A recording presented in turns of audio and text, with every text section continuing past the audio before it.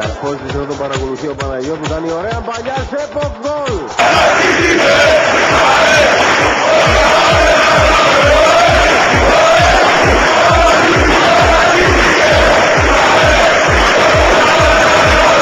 Πάσα για τον Λουτσάνο.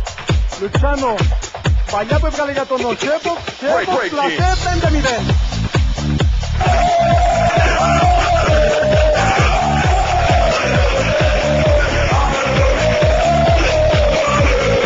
Πάντα Χριστοδούλου, πάσα για τον Καρπόζη.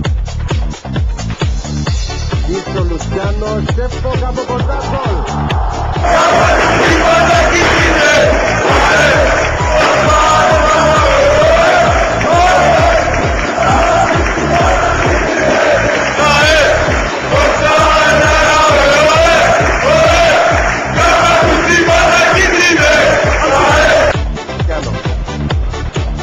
Σέποκ για την κεφαλιά γκολ.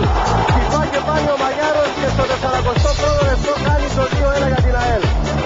Ακράτε, ανοίγει εκεί άμυνα της πάσης. Περνάει τον Σόλτα. Σόλτα με τη μία για τον Σέποκ το σουτ και πάρα στα δίκτυα.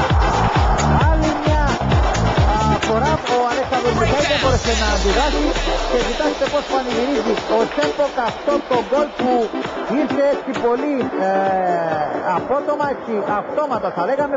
Το Λουτσιάνο θα επιχειρήσει το απευθείας. Γαρπόζης από κοντά γκολ. 0-1 για την ΑΕΛ. Το 22ο λεπτό.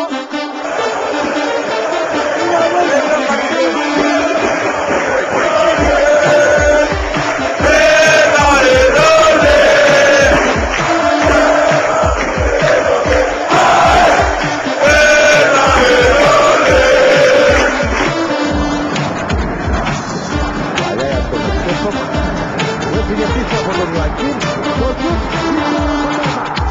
εκπληκτικό είναι το τέρμα αριστερό. Πραγματικά υπέροχο τέρμα αριστερό. Έτσι το τέρμα για τον Γιώργο Στέφο. Προσέξτε παρακαλώ, τι έκανε ο Γιώργος Στέφο.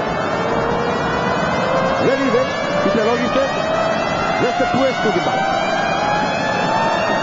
Για πάλι κάμερα. Υπέροχο τέρμα. Το 24ο του Σερβίου.